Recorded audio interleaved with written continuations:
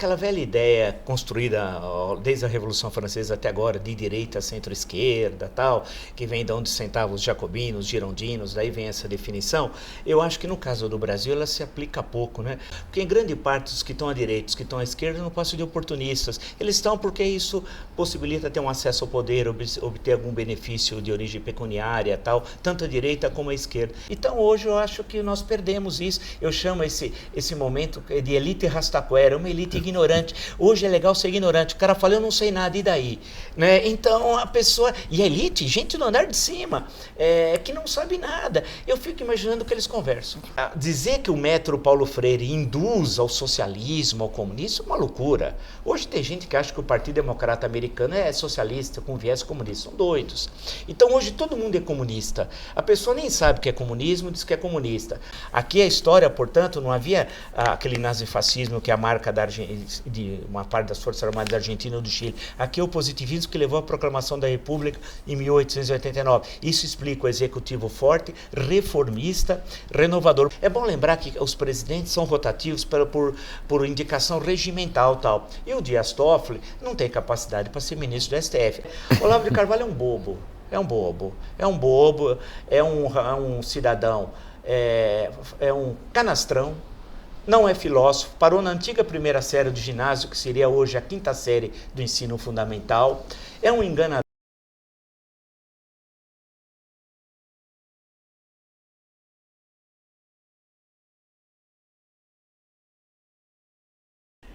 Meu convidado de hoje me dá muita honra e muito prazer, professor Marco Antônio Villa, mestre em Sociologia, doutor em História Social pela Universidade de São Paulo. Então, vários títulos, a participação dele na Jovem Pan, e que vem pra gente também muito através do YouTube e do programa Pergunte ao Villa, encantam a gente com as suas análises políticas e suas bravezas. Você às vezes é muito bravo, hein, professor Marco Antônio Villa? Olha, Leda, é que tem coisas incríveis que acontecem no Brasil, e aí tem coisas que a gente duvida, né? Mas é no Brasil, então a gente não duvida muito, né? Porque o Brasil é um país só. Então você vê, e como fundamentalmente são questões políticas, né? E é legal. E aí você fala o que você acha, quer dizer, você não constrói um personagem, que é uma coisa horrível, né? Eu tento ser na rádio o que eu sou conversando com os amigos no dia a dia, ou quando eu encontro muita gente que acompanha os programas e tal, e ser natural, né? Falar aquilo que a gente pensa sem ter nenhum mecanismo de censura, né? É assim que eu tento fazer. E assim tem que ser. É o único jeito de fazer. Bom, vamos ao Brasil. Vamos lá. Lendo hoje sobre você um pouquinho e tal, fica uma dúvida cruel, assim, ele é de direita ou é de esquerda? Eu sou radical republicano. Porque é o seguinte, aquela velha ideia construída desde a Revolução Francesa até agora, de direita, centro-esquerda, tal, que vem de onde sentavam os jacobinos, girondinos, daí vem essa definição, eu acho que no caso do Brasil ela se aplica pouco, né? O Sérgio Buarque de Holanda muitas vezes dizia assim, alguém falava, esse sujeito é conservador, ele falava, não é conservador, é reacionário, que são coisas diferentes. Então as ideologias, quando chegam no Brasil, elas chegam com muito atraso, né? Porque o Brasil é longe, é o extremo ocidente. Então chega com um certo atraso quando eles já estão em desuso no país de origem, né? Aí chega aqui como novidade. E as pessoas incorporam certos discursos que não têm a ver com a realidade brasileira. Então eu tento ler o Brasil, me esforço, não dando uma de Policarpo Quaresma, lá do Lima Barreto, não é esse nacionalismo exacerbado, jacobino, como era dito no início da nossa república, mas é tentar ler o Brasil de forma original. Daí eu leio uma série de autores estrangeiros, mas eu priorizo o pensamento político nacional, porque nós temos uma própria história das nossas ideias aqui. E aí eu tento ser, nesse sentido, sair dessa contradição muito simples, direita e esquerda, tal, porque em grande parte os que estão à direita, os que estão à esquerda não passam de oportunistas. Eles estão porque isso possibilita ter um acesso ao poder, obter algum benefício de origem pecuniária, tal, tanto a direita como a esquerda. Então eu sigo o meu caminho. Na verdade, se a gente for ver desde o tempo que eu colaboro mais ativamente com jornais, revistas, rádio e TV, eu sigo o mesmo caminho. Ninguém pode dizer que eu tenha mudado o caminho é o mesmo. O que mudou foi a conjuntura. E a conjuntura muda. Muda. E como? Num país dinâmico como é o nosso, e um país surpreendente, né? Porque ninguém imaginaria, por exemplo, Leda, que nós teríamos o resultado eleitoral de outubro de 18 em outubro de 17. Um ano antes, alguém falasse que o Jair Bolsonaro ser eleito presidente, o cara falasse, esse cara é doido, né? Porque não tem a mínima chance. E alguém que tinha 8 segundos na televisão, ganhou as eleições. Algo que ele imaginava, porque o Enéas, em 1989, para dizer meu nome é Enéas, ele tinha 15 segundos, você lembra, né? Tinha 15 segundos. Se fosse na campanha de agora, ia dizer meu, parava, né? Porque já não dá, porque é 8 segundos, 4 segundos, mais 4, né? Não dá, né? Então, o Brasil é esse país, e é um país muito difícil, muito plural, né? E muito diferente. As regiões são diferentes. Dentro das regiões, os estados são diferentes. Dentro dos estados, cidades são muito diferentes. E dentro das cidades, elas são plurais. Por exemplo, se a gente pegar São Paulo é uma cidade muito diferente. O Capão Redondo é uma coisa, a região dos Jardins é outra, cidade Tiradentes é outra coisa. O estado de São Paulo é diferente. Eu nasci em São José do Rio Preto, que é uma área hiperdinâmica. O Vale do Ribeira, no sul do estado, é extremamente atrasado. Então, você convive, pega a região sudeste, parte dela, e da região sul é avançada, vai no semiárido nordestino, que é o mais populoso do mundo, tem situações de miséria e pobreza que a gente não vê em alguns países do mundo. Então, o Brasil é essa coisa muito plural, por isso que é difícil entendê-lo. E é difícil ter um projeto de construção para o país, que é o que falta. Hoje ninguém tem projeto sobre o que fazer, nem o governo, nem a oposição. Um projeto nacional, daqueles que antigamente nós tínhamos nos anos 50, 60, quando foi o melhor período do Brasil, provavelmente do Brasil republicano, tenha sido essas 2 décadas. A produção de pensar o Brasil, as pessoas pensarem, e o otimismo estava lá no alto. E também porque o país crescia, era verdade, e culturalmente foi o melhor momento do Brasil, se desenhava todo o cenário do que seria o país, né?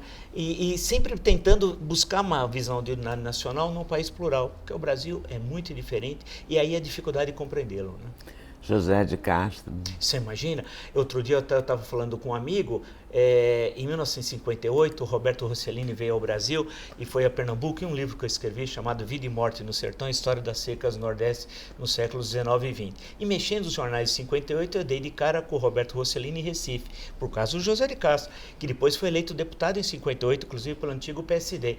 Aí eu falei, pô, ele ia fazer um filme sobre a seca. Eu falei, caramba, e cadê o filme? O filme nunca teve. Aí um dia encontro uma pessoa, há uns 6 anos atrás, que estudou com o Rossellini em Roma. Eu falei, pô, o Rossellini teve no Brasil? Ele falou, teve. Eu falei, mas como você sabe? Ele falou, ele uma vez me falou que teve no Brasil e tal, e que ia fazer um filme sobre a seca. Eu falei, pera um pouquinho. Então bateu o jornal com isso. Aí ele falou, inclusive ele me deu o roteiro. Eu falei, pô, eu quero ver o roteiro. Aí essa pessoa acabou falecendo. Até eu estou atrás agora das pessoas para descobrir se existe o roteiro, né?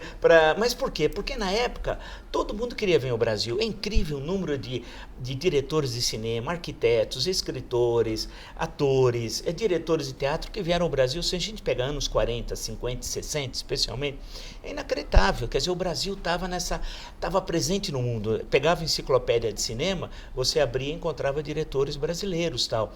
Então, escritor, a arquitetura brasileira foi a loucura da construção de Brasília, que é uma coisa de uma radicalidade inacreditável no campo arquitetônico e urbanístico. Então, nós perdemos isso. Nós vivemos algumas décadas um pouco sem sair do lugar, né? É aquela coisa que a gente pensa que vai voar, parece aquele avião que vai decolar, mas não decola. Falta alguma coisa para decolar, mas nós tivemos momentos brilhantes na história do Brasil do século XX, né? E você acha que nós temos chance de decolar? Olha, eu fico pensando, e antes de eu fazer história, eu fiz economia para o bem do Brasil, eu não acabei, seria mais um para afundar o país. Então, e tinha uma disciplina, chamava-se Teoria do Desenvolvimento Econômico, e tinha muita discussão sobre como fazer o país crescer, se desenvolver, né? E muito vinha essa ideia do take-off, da decolagem e tal. Eu acho que nós tivemos assim, por exemplo, no ano do século XX, até o final dos anos 70, o Brasil é o país que mais cresceu no mundo ocidental. Quer dizer, nós tivemos um crescimento fabuloso, aconteceu coisas fantásticas aqui no Brasil, e que nós, a migração nordestina, e ter conseguido, aonde eles chegaram, especialmente Rio, São Paulo, oeste do Paraná, e aquilo ter sido absorvido aquela mão de obra, e o país crescer naquele ritmo, uma coisa inacreditável. Mas isso era o quê? Governo militar? Não, antes. Você começa, quando termina a Segunda Guerra, e vem a inauguração da Rio Bahia, ainda sem ela ter sido asfaltada, em 1949, no governo Dutra, começa um enorme deslocamento populacional nordeste-sudeste, sul-sudeste. E é o momento da industrialização, né? E que é reflexo do varguismo e do jusselinismo depois. E essa mão de obra é absorvida. Então, o deslocamento populacional populacional fabuloso, e essa mão de obra, ele salta de sertanejo a operário num prazo de tempo muito curto, tal.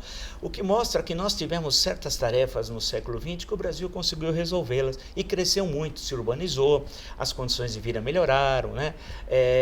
Porém, agora, no século XXI, e já desde o final do século XX, nós parece que estancamos. Nós damos pequenos voos de galinha e voltamos à terra. Nós não conseguimos decolar. E o que falta é um projeto. Primeiro, é uma elite política adequada. Hoje nós temos uma elite política, hoje das últimas décadas, né, muito ruim, uma elite intelectual muito pobre. Nós nunca tivemos uma elite intelectual tão medíocre como nas últimas décadas, uma elite empresarial paupérrima, que não consegue escrever um tweet, né? E já teve aqui no Brasil o Roberto Simes, líder empresarial de São Paulo, que escreveu uma história econômica do Brasil, na época uma boa história econômica do Brasil. Hoje, se pedir para o líder empresarial escrever um tweet, ele tem dificuldade, é o assessor que escreve. A elite política é esse horror que a gente vê aí, né? A elite intelectual é um desastre, né? Em termos de, se nós olharmos, com raras exceções, mas o cinema brasileiro até tem umas coisas um pouco melhor em Pernambuco, Ceará e tal, mas de resto, se a gente for observar mesmo a parte de TV, escritores, é difícil você encontrar hoje uma geração como nós tivemos nos anos 30, né, de escritores. Mesmo a televisão brasileira decaiu muito do que foi. Ela foi uma televisão, as telenovelas tiveram em certo momento uma radicalidade. Lembrar do Dias Gomes discutindo nos anos 70, momentos difíceis, discutir especulação imobiliária lá no Espigão, discutir sinal de alerta, os problemas. Quer dizer, você tem o Bem Amado, que é a discussão do coronelismo, né, de forma irônica, tal, mas mostrando o que é o poder local. Então, tudo isso o Brasil tinha e teve em certo momento, até em momento em que havia censura, repressão política. Mas a vida cultural parecia mais intensa que então, hoje, né? A criatividade. Então, essa é uma pergunta que eu faço para mim e para os meus amigos, mas da mesma geração. Como é que você tinha essa criatividade? Eu estou lendo, por exemplo, eu comprei lá o Almanac 1, o Almanac 2 do Pasquim. Agora, pegando o período 70, 71, 72, 73, por momentos terríveis, né? Mas o texto, a radicalidade do jornal e como renovou a imprensa brasileira, né? A novidade, por exemplo, tem uma entrevista lá, quem é o entrevistado? A Feijoada. Pô, como é que você vai entrevistar a Feijoada? Então é engraçadíssimo. Não, e a riqueza dos entrevistadores, o nível intelectual. Então o Ivan Lessa faz umas questões inacreditáveis, o Milor Fernandes falando não sei o quê. Aí você vê aquilo e olha hoje eu acordo todo dia às 5 da manhã, dou uma diagonal, que sou obrigado, porque eu preciso estar no jornal às 7, dou uma diagonal nos 3 principais jornais, o Globo, Folha e Estado, passo nos blogs. E tem dia, eu falo, mas dá um desânimo, não tem nada, não tem um texto legal que eu li, né? Aquele texto que você fala, pô, tá legal isso daqui. Aquilo que naquelas épocas difíceis, com censura, com tudo aquilo, você lia, você recortava o texto e guardava. Eu recortava e guardava muita coisa. Eu aprendi a escrever, não na escola, eu aprendi a escrever lendo os jornais e revistas, lendo a Realidade, lendo a Veja, que nasceu em 68, aqui em São Paulo, lendo a Folha, Estado, no Rio de Janeiro, lendo o Jornal do Brasil, né, especialmente. Aí com essas pessoas que a gente aprendia a escrever. Então, eu não sei por que nós perdemos a criatividade, a ousadia, porque havia, para fazer o que foi feito o Pasquim em linguagem, era uma coisa ousada, e vender 200 mil exemplares por semana.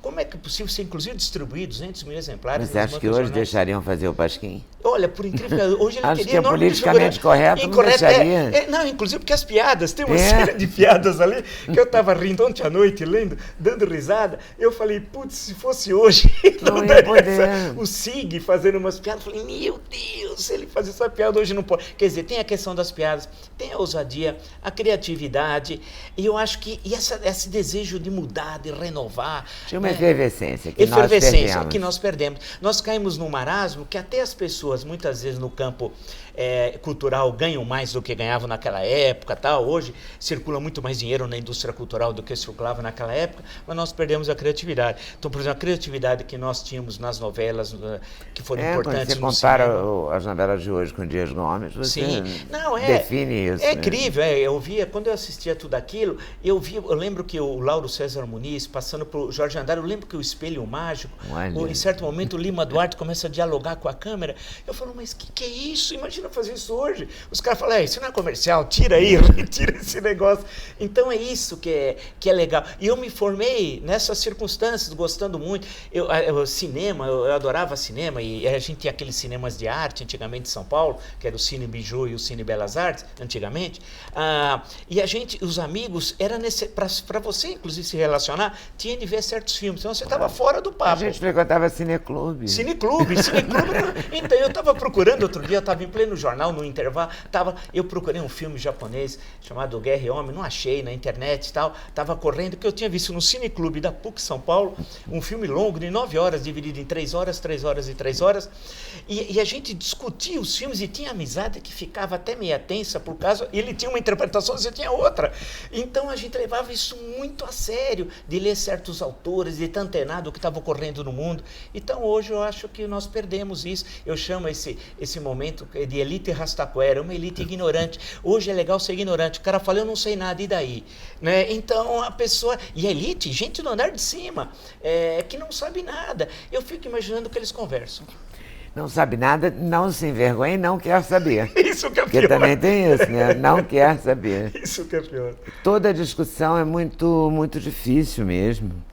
Como é que você vê o papel da Jovem Pan, do jornalista Jovem Pan hoje? Porque você falou no Jornal do Brasil, foi o jornal que me formou.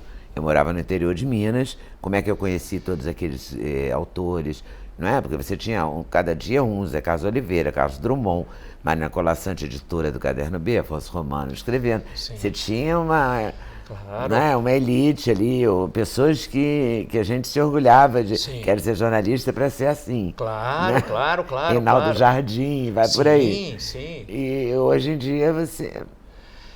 Hoje está difícil, porque... Hoje acho que a Jovem Pan está fazendo um pouco esse papel, não é? Olha, ela faz um papel interessante, porque desde mais ou menos em torno de 2014 e tal, quando houve uma certa mudança na rádio, ela tem esse papel político questionador e aberto e democrático tal, e de certa ousadia em momentos um pouco mais difíceis da história brasileira. O governo Dilma, depois impeachment, o governo Temer e agora o novo governo.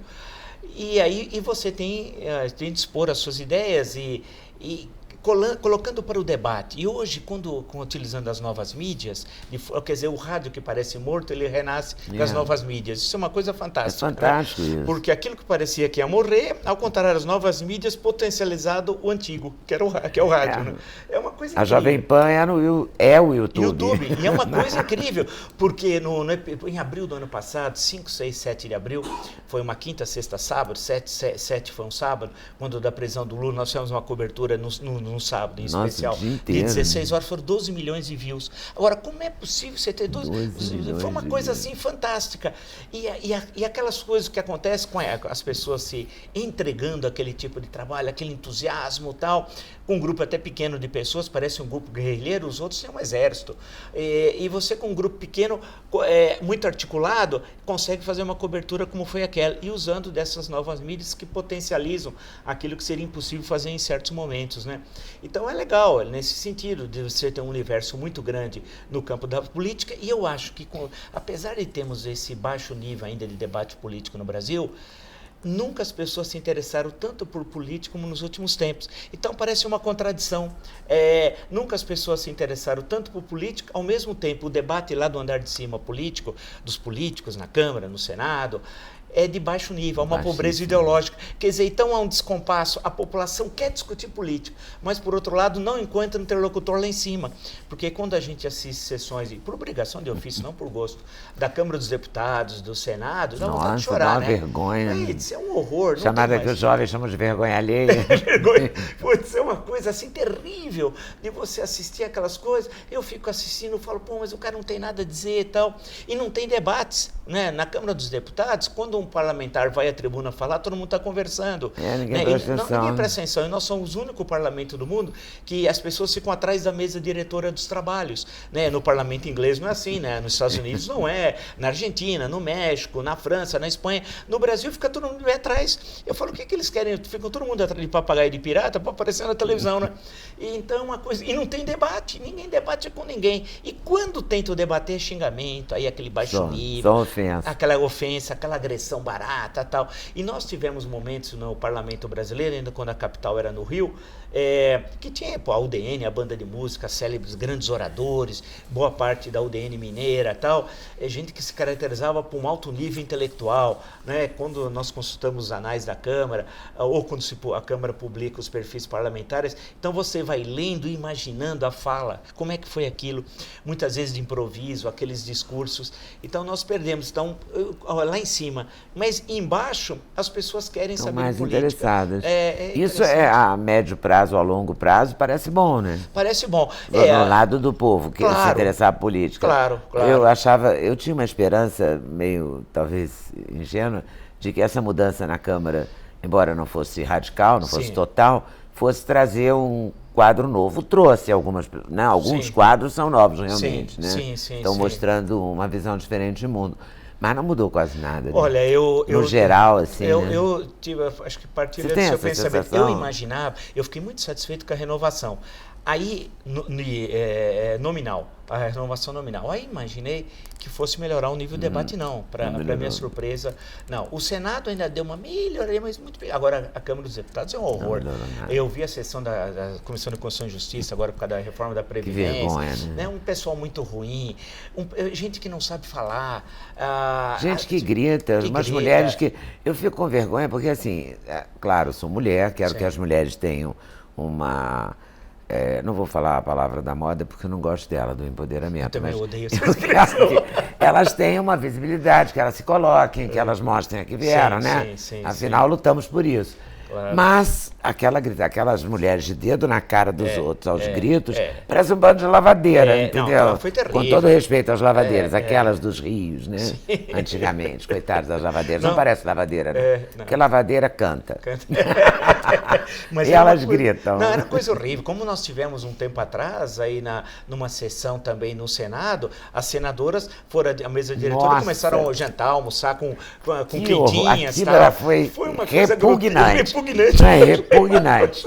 Francamente, comiam feio e comiam no lugar errado.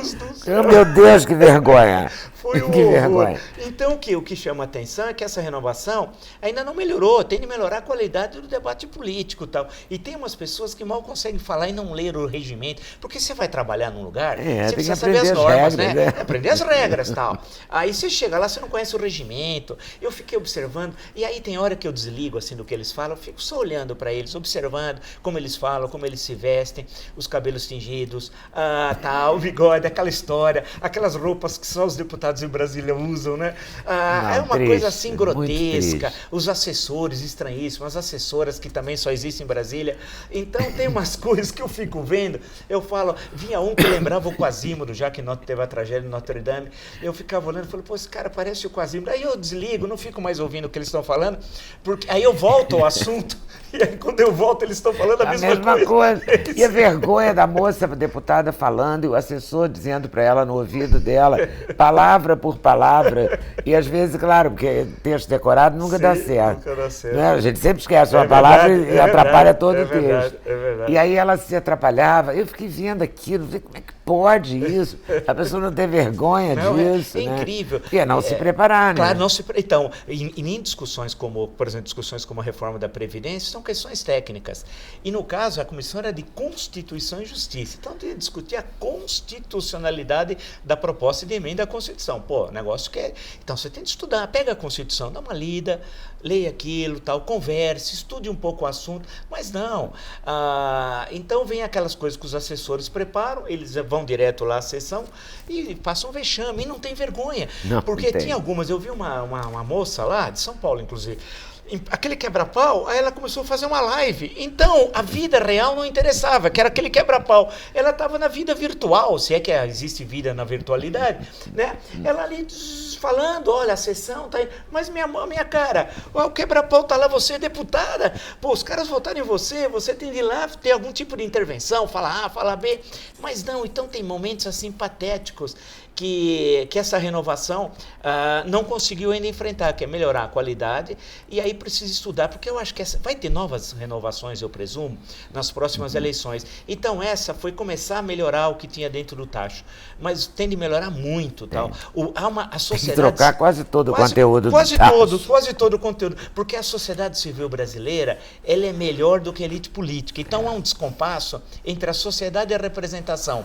Então você vê gente muito na vida normal nossa, gente muito boa, tal, papapá, você vê certas qualidades na conversa entre as pessoas, mas aquilo não se reproduz na esfera política. Esse descompasso é que tem de ser resolvido. Porque as pessoas também, às vezes, eu acho que não querem se candidatar, né? Porque não queriam, agora acho que já estão mais próximas. Sim. A política não, né? É uma coisa meio... Há um certo receio, porque de um lado, ir para Brasília é uma cidade artificial, né? Não é por nada não, é legal, foi revolucionária arquitetonicamente, poderia ser a capital administrativa, como tem países que têm capital administrativa e capital política. A capital política nunca deveria ter saído do Rio de Janeiro, né? A capital política, porque é um centro nervoso, um centro político, em que a população está colada no poder. Eles ficam muito protegidos lá, muito protegidos. Aqui, lá, o senador e o deputado saíram, você vê ele na rua, tal. Quantas vezes a população carioca não invadiu o Senado, a Câmara, para acompanhar sessões, tal, desde do final do começo da República, no final do Império, tal. Então, a coisa toda é que fica uma coisa distante, fria, né? Mesmo que você põe nas planadas... Ninguém anda pé, ninguém tem esquina. Não tem esquina. Cidade sem esquina, sem bar na esquina. Eles ficam se achando, né? Se achando, claro. Só falam com eles mesmos, eles se autoelogiam. Sim. Sua excelência para cá, sua excelência para lá e pronto. Claro. Né? Vão nos mesmos restaurantes, só eles, né? E aquela coisa de você põe nas palavras dos ministérios 50 mil pessoas, parece que ninguém. Porque o negócio tão aberto, né? Parece que a participação popular se dilui naquele espaço da cidade e tal. E fica sempre aquela coisa pesada. Você não se sente bem. Eu não me sinto bem. A gente pode dizer que Brasília não fez bem ao Brasil? Eu acho que é possível dizer isso. Não fez bem politicamente ao Brasil. Que era importante ocupar o Centro-Oeste, a chamada conquista do Oeste, desde o Cassiano Ricardo, quando escreveu a Marcha para o Oeste, tal. Isso é muito importante. Construir a Belém-Brasília, como foi no governo JK, levar o poder para o interior, tal, unificar o país com as estradas na época, depois com as telecomunicações. Isso tudo é muito importante. Ser uma capital administrativa até poderia ser parte do aparelho administrativo do Estado estar lá. Agora, a parte política não. E para o Rio de Janeiro também fez mal. Fez mal, acho que o Brasil é o Rio, né? O Rio perdeu... Juscelino foi mal para o Brasil? Não, foi bom porque o Brasil cresceu a média de 6% durante o quinquênio juscelinista. E ele enfrentou uma coisa que até então, o desenvolvimento brasileiro foi sempre muito dependente do Estado. E o Estado no Brasil sempre teve um papel dinâmico e modernizador. Ao contrário do que dizem hoje, uns que ficam vocalizando um discurso furado, o Estado no Brasil sempre foi o elemento propulsor da economia brasileira. Foi fundamental a economia. E é produto do varguismo da Revolução de 1930. E o juscelinismo acrescentou uma outra coisa, o capitalismo associado, ou seja, a presença de capital estrangeiro no Brasil, vide a indústria automobilística que chega justamente durante o período Juscelino. Então ele faz há uma ligação no período Juscelino, presença estatal, capital estrangeiro, que o regime militar potencializa isso ao limite. O Brasil nunca cresceu economicamente tanto como durante o regime militar. O Juscelino, nesse sentido, e de ser um presidente que viaja pelo país. O Juca Chaves chamava de presidente Bossa Nova, tirava sarro que ele pegava o avião, ficava aí para... Mas é isso, e um cara alegre, simpático, conversa com as pessoas, está antenado o que está ocorrendo no mundo, ousado construir Brasília com as linhas arquitetônicas e urbanísticas de Brasília, numa ousadia inacreditável. Quer dizer, e esse jeito, esse cara que está ligado, esse cidadão, ligado ao que está acontecendo no mundo, né? Então, acho que nesse sentido ele foi extremamente positivo. Acho que não foi legal. Eu acho que Onde ele se perdeu? Onde ele se perdeu? Eu acho que teve alguns momentos, sabe que outro dia eu estava pensando, historiador não pode trabalhar com ficção, mas eu falei, pô, se eu fosse um dia escrever um livro, né, que é algo que eu não sei se... Você já escreveu 30, eu acho. de história. Agora eu não tenho talento nenhum para ficção, mas eu imagino, nunca tentei também, mas se eu fosse escrever, se em 64 eu fiquei imaginando o seguinte, a saída tivéssemos a eleição que seria dia 3 de outubro de 65. Os dois candidatos já estavam lançados. JK 65 já tinha carros com adesivo, né? E o Carlos Lacerda seria o candidato ao DN, como foi lançado em agosto. Adhemar seria, mas Adhemar não teve importância nenhuma. A disputa seria entre dois grandes administradores, um governador da Guanabara, outro ex-presidente do Brasil, e duas correntes políticas claramente definidas. O PSD era claro, o PSD e a UDN direitinho, e seria um grande debate. Eu acho que nós iríamos virar, lembrando as expressões do Brizola, uma Austrália, porque teve uma época que o Brizola cismou com a Austrália, né? Tudo era Austrália. Mas nós poderíamos virar uma espécie de Austrália aqui na América do Sul. Seríamos um tremendo país que ia combinar duas coisas: crescimento econômico e enorme, e uma democracia plena, tal. Nós poderíamos, e num momento de explosão cultural, teatro, puxa vida, cinema, literatura, arquitetura, fotografia, mas tudo, né? Bombando, aquele dinamismo. Nós podíamos ter combinado as duas coisas. Infelizmente, só uma linha foi, a linha do crescimento econômico, que é verdade que cresceu durante o regime militar, mas nós perdemos a possibilidade de ter ampliado a democracia. Foi ali, então? Eu acho que foi ali, quando nós perdemos um pouco o pé. Aí, quando nós poderíamos ter retomado o pé com a redemocratização, em 84, 85, a longa transição com o Sarney foi um erro, né? Aí o destino não quis. Aí o problema é o destino, não somos nós, né? A morte de Tancredo... Aquilo foi terrível, né? Foi. Porque nós dormimos com o Tancredo presidente no dia 14 de março, acordamos com o Sarney dia 15. Haja pesadelo, né? Então, porque aí, veja o que aconteceu.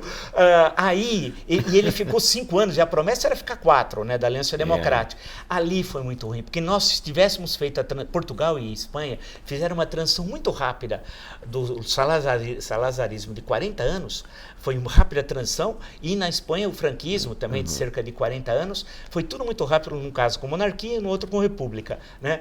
No nosso caso a transição foi muito longa. E se nós fizéssemos uma transição rápida, poderíamos então ter resolvido a crise econômica mais rápida, porque a inflação disparou, a inflação chegou anual a 4 dígitos, foi aquela loucura, né? Os planos de estabilização fracassaram, né? No Sarney foi o Cruzado 1, Cruzado 2, Bresser, Verão, né? 4.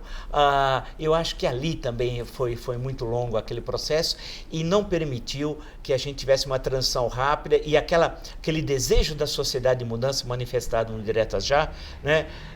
O poder não ouviu aquela voz. E eu acho que aí teríamos de descobrir, a gente sempre tem de descobrir, igual novela, os culpados, né? Aí pode ser que o então PMDB, que era uma estrutura fabulosa, que em 86, de 22 estados, ganhou em 21, e aí teria de repensar o papel do deputado Ulisses Guimarães, né?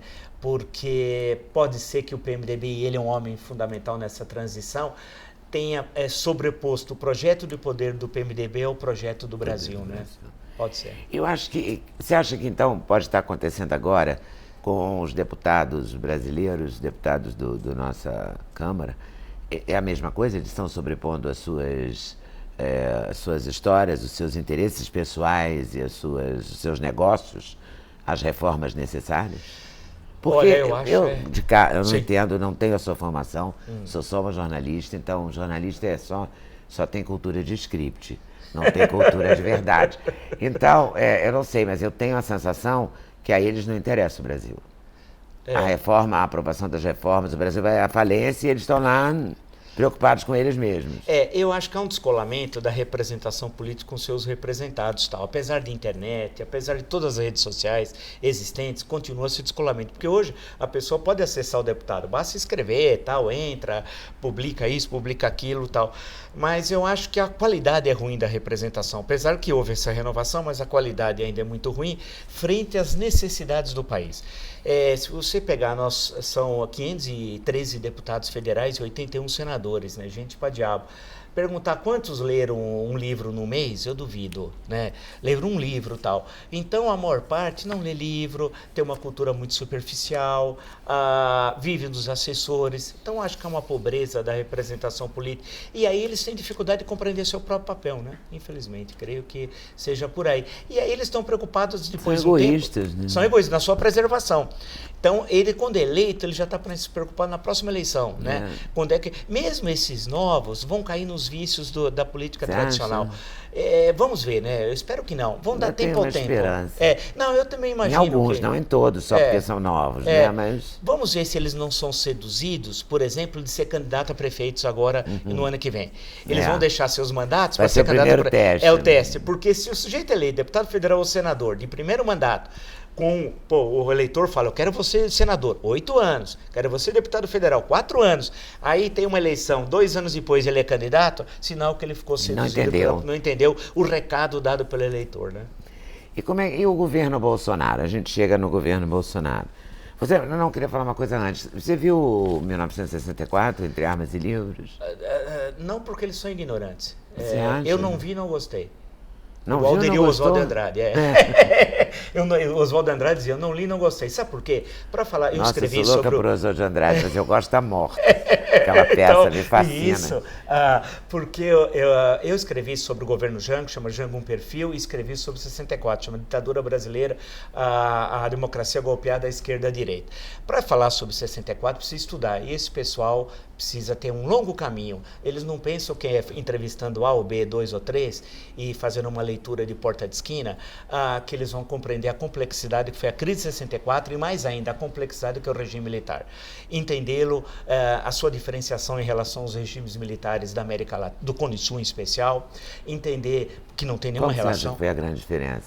Por exemplo, são muitas. Brasil e o Cone Sul, Argentina, Uruguai, Chile e tal. O Brasil estatizou a economia, a Argentina privatizou a economia.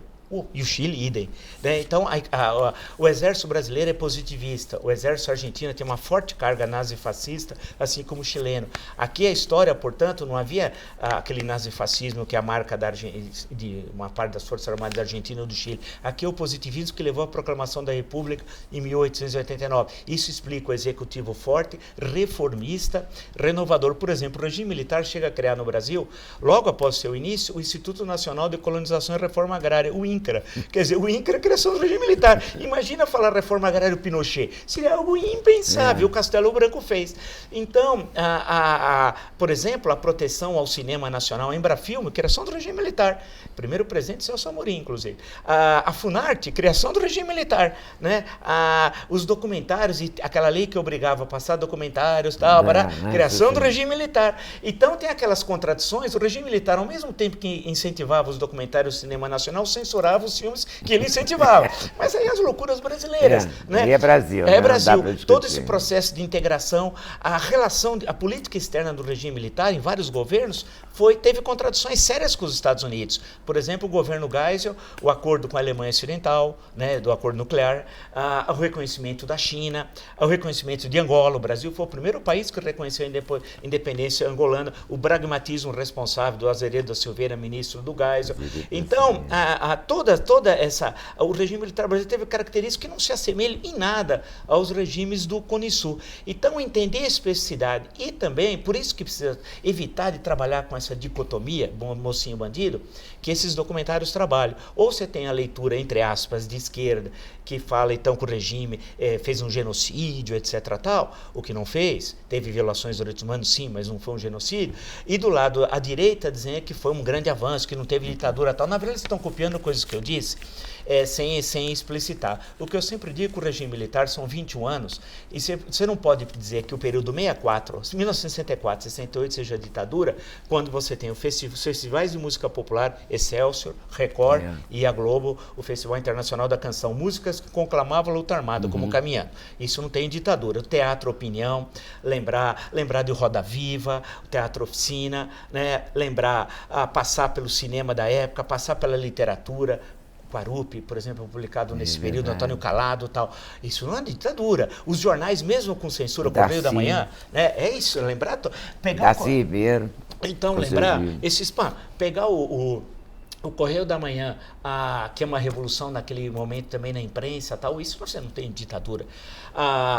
período 68 78, aí sim, sob o ato institucional número 5, 13 de dezembro de 68, tudo. Aí 31 de dezembro de 78, aí o presidente podia fazer qualquer coisa, tal, né? Aí é ditadura. E você não pode chamar ditadura o período 79 e 85, porque dia 1º de janeiro de 79, os deputados passam a ter imunidade parlamentar outra vez, não pode haver mais cassação, tal. Você não tem ditadura com imunidades parlamentares. Você não tem ditadura com a anistia de agosto de 79, que permitiu o retorno dos exilados, caçados, banidos e a libertação dos presos políticos. Não é possível. Não é possível chamar ditadura a eleição de 82 com 5 partidos políticos, inclusive o PT, que à época era um partido socialista, depois deixou de sê-lo, e nas 3 estados fundamentais da federação, Minas, Rio e São Paulo, ganha 3 candidatos de oposição, ganha e levam.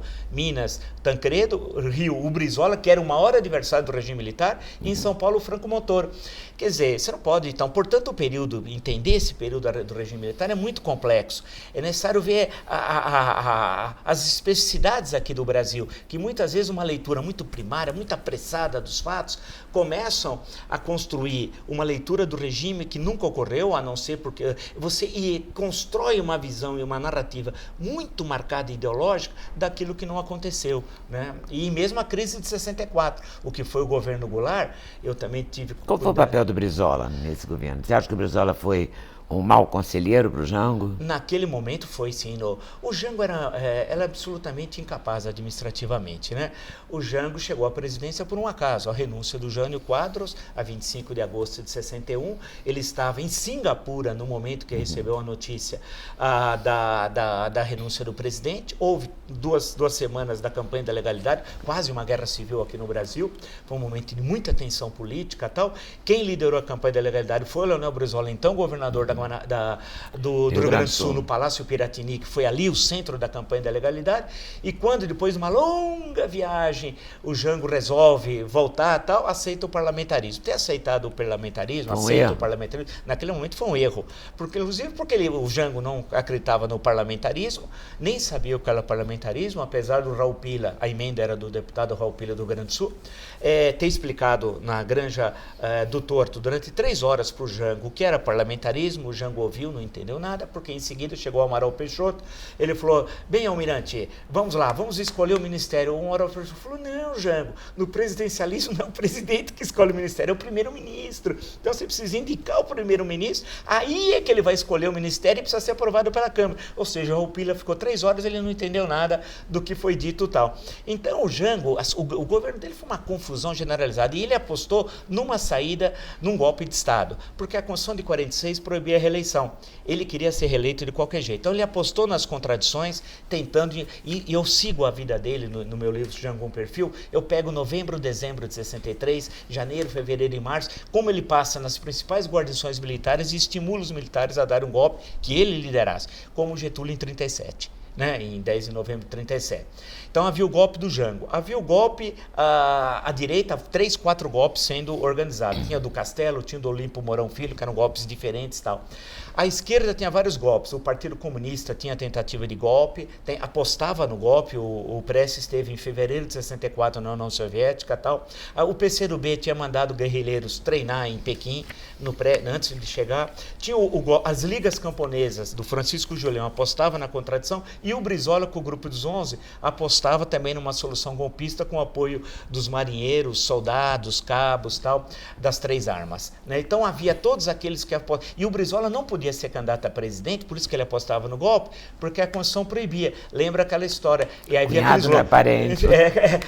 Brizola para presidente, lembra? Então, cunhado não é parente, Brizola para presidente e tal. E havia um impedimento legal. Então você tem uma conjunção de golpismo que dá na crise de 64. E na época, a questão de dar golpe de Estado era normal. Veja, 1922, rebelião do Forte Copacabana, rebelião tenentista.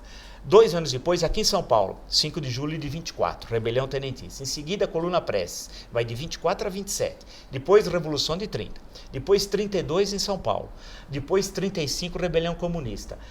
37, golpe do Estado Novo. 38, golpe integralista. 45, golpe que derruba o Getúlio. Olha a sucessão de golpes.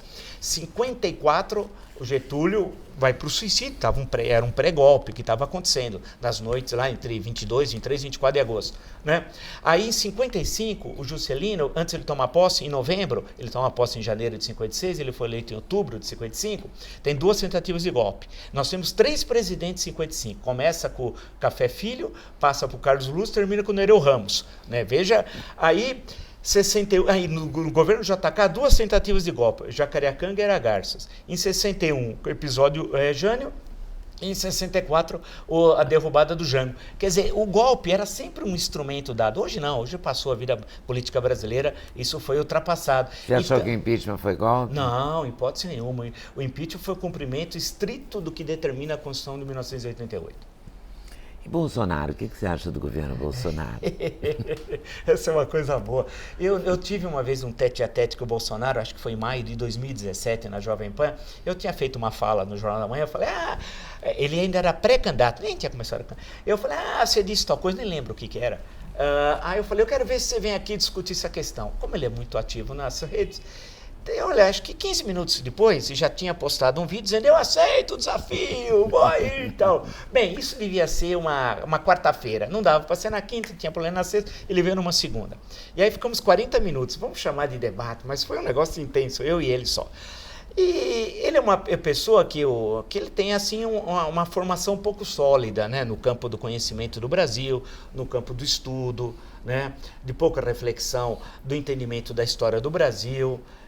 Em suma, é uma pessoa de poucas letras, como nós diríamos antigamente. Né?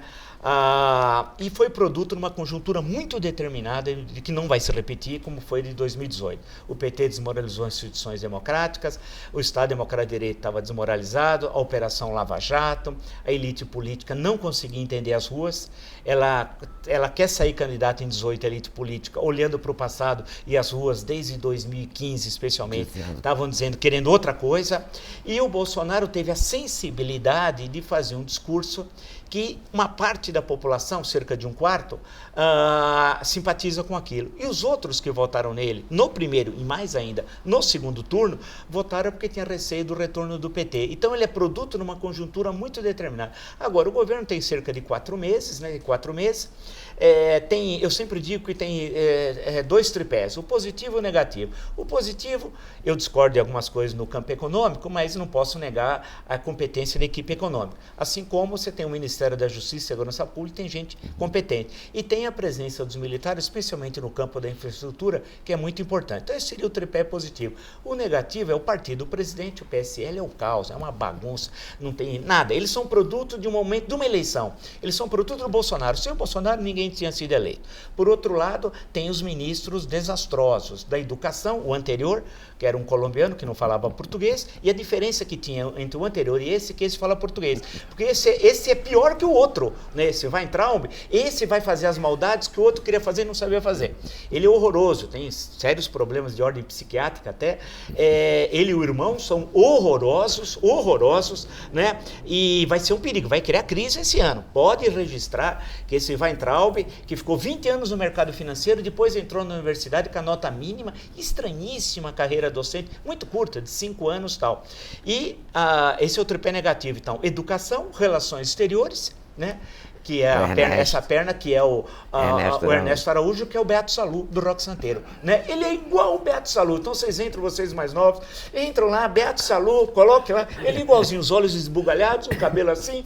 Quando eu olho para ele, eu me lembro de um jurista italiano, Cesare Lombroso, que fazia um estudo segundo o rosto para descobrir se era criminoso ou não, se era doido ou não. Tal. Então eu fico brincando, mas eu olho para o Ernesto Araújo e falo, esse cara não fala lé com cré, é um horror, tal, e está a serviço dos interesses norte-americanos no Brasil. Ele bate continência para a bandeira das 13 listas e não gosta da bandeira verde e amarela. E ministros como a Damares, que são horrorosos. Então, o tripé você tem os ministros pavorosos, o partido, né, e tem os 3 filhos do presidente, que são inacreditáveis. né? O Flávio Bolsonaro precisa explicar a vinculação com o Fabrício Queiroz, que está desaparecido até hoje, e a ligação com o Rio das Pedras, né? O Eduardo Bolsonaro quer ser ministro informal das Relações Exteriores e eu chamo ele de Gugu Dadá. Se pegar um planisfério e falar, identifica onde é a Europa, ele vai falar aqui, aí o Bolsonaro fala, não, garoto, é mais para cá. Ele não sabe identificar os continentes no planisfério e ele quer ser ministro das Relações Exteriores. E tem o Carlos Bolsonaro, que é o Tonho da Lua, lá do Mulheres de Areia, que é uma figura exótica, no mínimo, o Carlos Bolsonaro, porque ele não entende o que fala, tem problemas psiquiátricos graves, no momento que se contrapôs à mãe, quando foi candidato a vereador com 17 anos. Aí dá um bom estudo. Aos 17 anos, ele foi candidato contra a mãe, que era vereadora no Rio de Janeiro, a mando do pai, para destruir a mãe. Isso quando ele tinha ficado 5 anos sem falar com o pai, quando o pai se separou da mãe. Só isso dá, minha psiquiatria é de botiquim, hein? Mas só isso dá uma boa análise para você ficar pensando o que passa na cabeça dele. Eu já sugeri dar um joguinho para ele, alguma coisa, PlayStation, não sei como eu chamo esse jogo, porque eu não jogo nenhum. Porque ele fica aquele Twitter e tweetando em nome do pai. Isso é falsidade ideológica, é crime, viu, Carlos? Você está cometendo crime. Você está colocando em nome do teu pai a sua opinião, isso não pode. E com esses filhos, né? Então esse tripé negativo é muito ruim e prejudica o tripé positivo. Então o que acontece? Mas existe um tripé positivo? Existe, a economia, a justiça... Você acha que ele já tomou atitudes positivas para o bem do Brasil? Olha, no campo sindical tem umas coisas gozadas, como a história da volta. Nos anos 70, os estudos de sindicalismo durante o regime militar, nas universidades paulistas, especialmente na Unicamp, havia uma discussão sobre sindicalismo e bater de frente com o sindicalismo varguista. Então havia a defesa da autonomia sindical em relação ao Estado, que na época era uma coisa revolucionária, e havia também a questão da pluralidade sindical, de ter vários sindicatos dentro da base e tal. E o governo Bolsonaro fez isso, fez umas coisas importantes. Que começou no governo Temer, acabar com o imposto sindical, que isso é a arma do peleguismo, e dar autonomia aos sindicatos e apostar na pluralidade sindical. Então, tem coisas que são importantes. Por exemplo, não há nenhum caso de corrupção nesses 4 meses. Né? Isso tem de ser registrado. Economias. É verdade. Economias é importante. Então, há uma tentativa no campo não pode econômico. gastar 17 milhões para fazer um filme do Banco do Brasil, não é? Não, isso é inacreditável. É inacreditável. Não, é inacreditável. O orçamento de Tropa de Elite, eu li outro dia, foi 11 milhões. Filme. Não, e tem coisas que também sabotam o governo. Por exemplo, o STF toma uma decisão que é sobre o pagamento de impostos da Zona Franca de Manaus, que é um absurdo, que vai prejudicar o governo, disse o Paulo Guedes, e em cerca de 30 bilhões de arrecadação ano, 30 bi. Ou seja, na Zona Franca de Manaus você não paga impostos.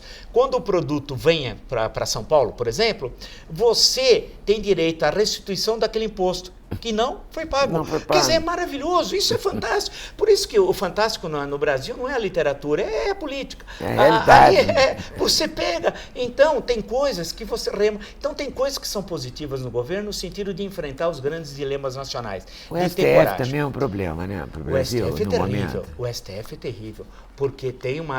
Eu acompanho o STF, leio, escrevi uma vez uma série de artigos para o Globo, e eu ficava lendo o relatório de presidente. Ninguém lê essas coisas, só quem não tem o que fazer como eu. Não, quem é historiador deve ser, né? Vou dizer assim. Aí fui ler o relatório. Os relatórios anuais são pavorosos.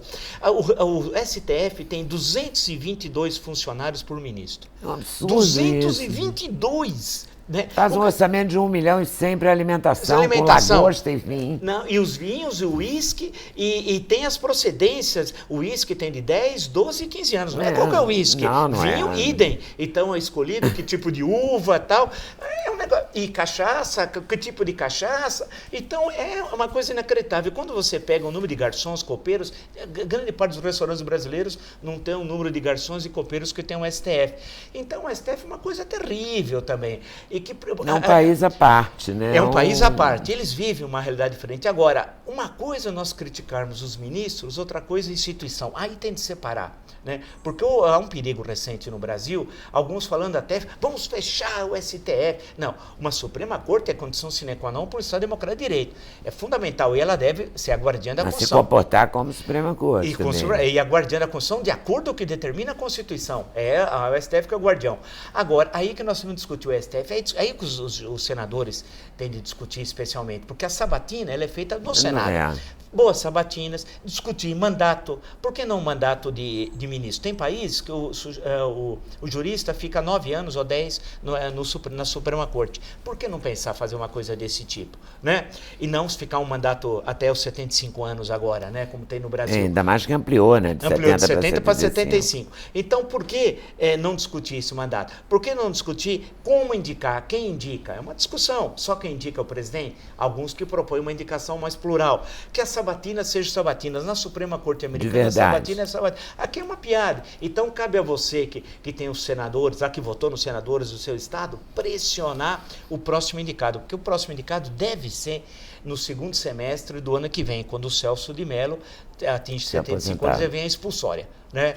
Agora, é bom lembrar que aumentar de 70 para 75 foi uma decisão do Congresso contra a Dilma, né? Para ser rigoroso, eu que fui só adversário durante todo o governo do PT, mas tenho de lembrar que foi tomada essa decisão para impedir que a Dilma nomeasse mais 2 ministros. Então estenderam de 70 para 75, que foi uma manobra feita à época, deve se destacar bem da verdade histórica, né?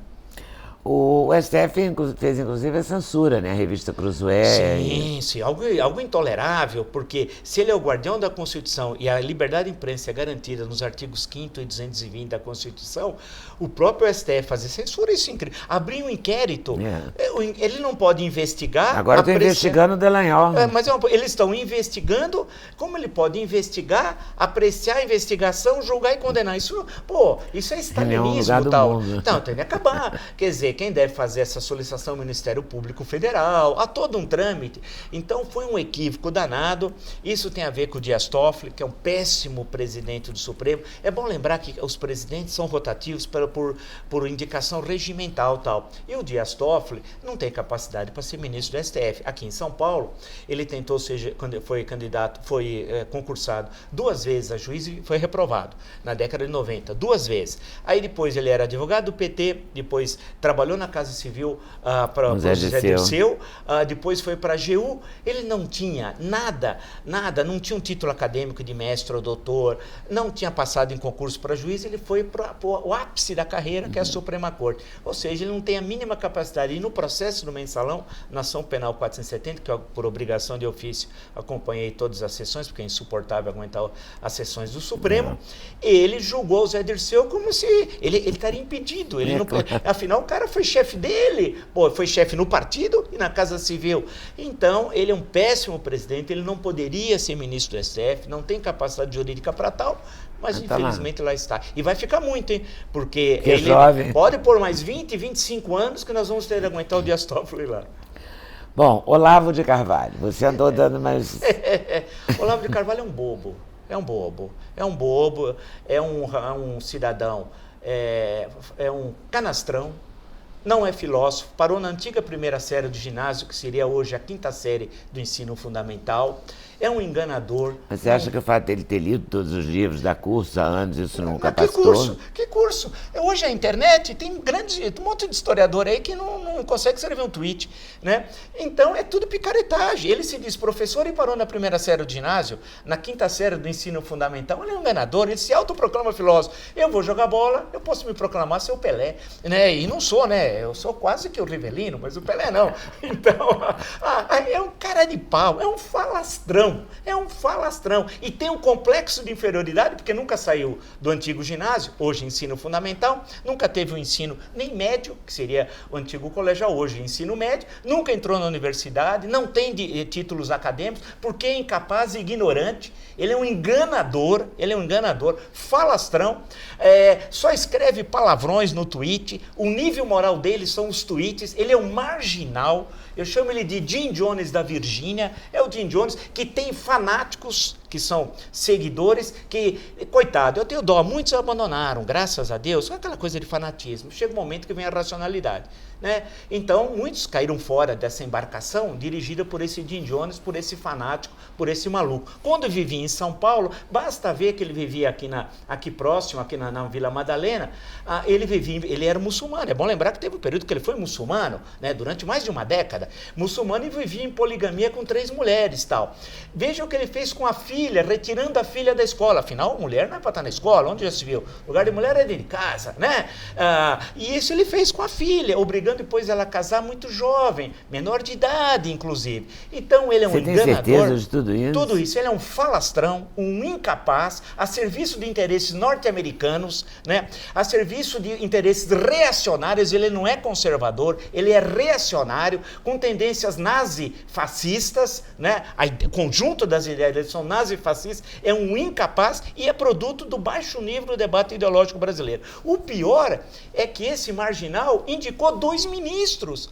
Educação, 2 da educação, o colombiano, que não falava português, o Ricardo Vélez, também, e esse atual. cujo nome é impronunciável para mim. Esse Weintraub, que é um outro que é terrível. Ele é o irmão. Vocês não imaginam que é o irmão desse Weintraub. E indicou das relações exteriores, o Beato Salu. Esses aí estão a serviço de quem? De interesses imperialistas. Então, ele fica lá na Virgínia. Qual é o sonho? Olha o baixo nível desse cidadão.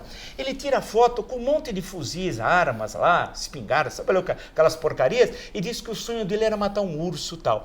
Esse é o nível. Só escreve palavrões, baixo calão, basta pegar os tweets, tudo que eu falo é tudo comprovado em relação ao cidadão.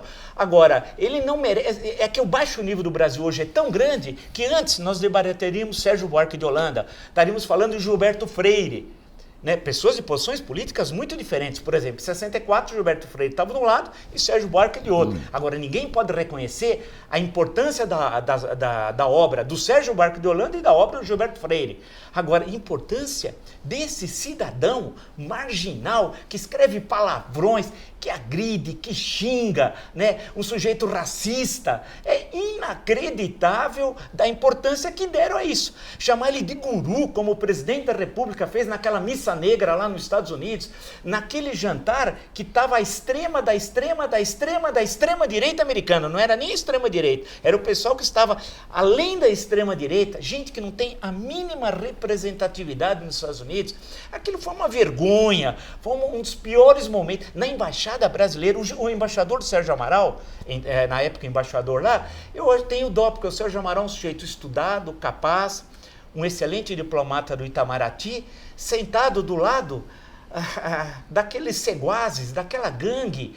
Era um negócio assim terrível. Eu fiquei imaginando o que estava passando ao lado daquele Steve Bannon, que é um sujeito horroroso, que é lido num movimento que tem como agente no Brasil Eduardo Bolsonaro, que é o representante na América do Sul de uma organização estrangeira que tem uma ideologia exótica que coloca em risco a segurança nacional, né? Esse movimento que é aliado na Polônia, Hungria, o Salvini na Itália, são todos racistas e alguns antissemitas. É bom lembrar que o antissemitismo na Polônia nem precisava lembrar, nem se fala, aí é uma loucura, né? Basta ver que muitos que saíram dos campos de concentração libertados pela União Soviética foram mortos depois pelos poloneses. Vocês não imaginam o que é a Polônia em termos de antissemitismo. Hungria, antissemitismo. Inclusive agora acabei de ler o livro Uma Bailarina de Auschwitz, justamente de uma húngara, hoje está com 92 anos, contando a história dela tal. O Salvini é a extrema-direita na Itália, que hoje é vice-primeiro-ministro tal. Esse Bannon ligado a essa turma, né? E tenta estimular movimentos desse tipo aqui. Nós aqui, ainda bem, nunca entramos, né? Ninguém pode chamar o regime militar brasileiro de extrema-direita. Olha, o Geisel, hoje, se tivesse vivo, o Ernesto Geisel, estaria muito à esquerda do Eduardo Bolsonaro. Olha como é a vida. Quem diria, né? O Azeredo da Silveira, grande ministro, estaria à esquerda do Beato Salu, do Ernesto Araújo, né? E então, olha a que ponto nós chegamos. Eu que convivi na época, tal, ficava acompanhando, quando eu vejo agora, eu falo assim, caramba, né? Como é possível? Então, a questão que se coloca em relação a toda essa turma, inspirada por esse guru aí, horroroso, tal, que é o Olavo de Carvalho. Insisto, leiam o que ele escreve, é um enganador, falastrão, complexado, porque nunca conseguiu nada aqui no Brasil, né? E inventou esses cursos da internet, que é uma picaretagem, tremenda picaretagem. Ele não sabe nada de filosofia, de política, de história, é um grande incapaz, né? E pelo que ele fala, pela linguagem que ele usa, chula, uma linguagem chula, você imagina os palavrões. Eles ficam me mandando depois os tweets que ele fala de mim e tal, Porque, e aí ele fica xingando, falando assim, mas é um negócio de uma baixeza, não é falado aquilo nem no boteco, não sei aonde, lá no pior lugar do mundo tal. E ele se diz filósofo, coisa alguma, é um enganador. Paulo Freire. Paulo Freire, outro dia eu perguntei ao Rocieli Soares... Que agora está uma dinâmica, Paulo Freire está no auge da discussão. Mas aí ninguém lê. O Brasil é um país fantástico. O sujeito fala de Paulo Freire, por exemplo, eu queria perguntar, o ministro da Educação leu Paulo Freire? Leu nada. O ministro da Educação era professor de Ciências Contábeis. Não leu coisa alguma. Duvido que ele tenha lido. Não leu nem a orelha de algum livro do Paulo Freire. Até perguntei ao secretário de Educação de São Paulo, Rocieli Soares, um dia na Jovem Pan, lá na entrevista, o que ele achava. Ele deu até uma boa resposta. O Paulo Freire é um educador brasileiro importante. Ninguém é doutor honoris causa em 44 universidades e não é nada. Não é possível. Em país democrático. Porque, então, ele tem a sua importância na história da pedagogia não brasileira, mundial. Você pode conhecer... O método Paulo Freire, o chamado método Paulo Freire, nasceu no Rio Grande do Norte, em 61, quando o Dom Eugênio Salles era bispo lá. Depois foi para o Rio de Janeiro, foi cardeal, depois a posteriori. Nasceu lá com a Igreja Católica. Depois foi a Pernambuco, na época do Miguel Arraes, 63, 64, quando o Miguel Arraes foi governador e tal. O livro, o Pedagogia do Oprimido, os livros dele são importantíssimos, todo mundo lê e tal. Eu também li isso lá atrás, nos anos 70. Tal. Agora, dizer que o método Paulo Freire induz ao socialismo, ao comunismo, é uma loucura. Hoje tem gente que acha que o Partido Democrata Americano é socialista, com viés comunista. São doidos. Então, hoje todo mundo é comunista. A pessoa nem sabe o que é comunismo, diz que é comunista, né? Socialista. Ou você demoniza o Paulo Freire sem ler. Ele tem sua importância. Quando eu aprendi a ler, não era método Paulo Freire. Eu aprendi numa cartilha chamada Caminho Suave. Então, era com a uva, não sei o quê, a vaca, não sei das coisas. O Evo que viu a uva. Né? Então, e eu acho que aprendi bem, porque ao menos a minha turma lá, no grupo escolar, todo mundo logo aprendeu uma coisa que hoje é revolucionária. Nós aprendemos ler, escrever e as 4 operações. Hoje é revolucionário conseguir fazer isso. Porque tem gente que chega na 6ª série e não sabe ler, escrever e fazer as 4 operações. Lá em Rio Preto, acho que nos ensinaram muito bem. Agora, então Paulo Freire tem a sua importância na pedagogia mundial, né? O seu método adotado em muitos países, tem uma grande influência, por exemplo, nos Estados Unidos, né? Já que tudo agora precisa ser Estados Unidos, porque agora nós temos um complexo de inferioridade incrível. Ele tem a sua importância. Agora, ele não é o único, existem outros métodos, inúmeros métodos, e a pedagogia brasileira ela é muito importante e é desprezada atualmente. Basta ver que no Ministério da Educação, em todos os cargos principais, não há um pedagogo brasileiro de relevância nenhum. E olha que se nós tem gente muito boa, né? Gente brilhante no Brasil.